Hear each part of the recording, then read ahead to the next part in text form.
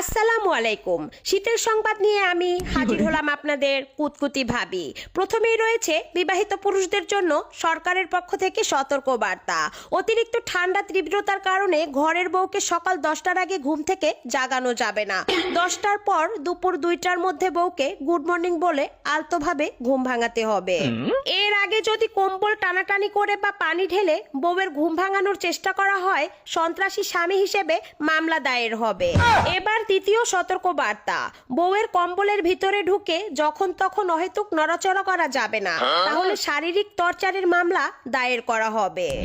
বিশেষ যে সতর্ক বার্তা রয়েছে সেটি হলো, বউকে মাসে একদিনের বেশি গোসল করাতে বাধ্য করা যাবে না, তাহলে নারী নির্যাতনের মামলায় 20 বছর কারাদণ্ড দায়ের করা হবে। এখন নেব বিরতি, বিরতির পর নিয়ে আসবো ব্যাচেলরদের খবর। ধন্যবাদ।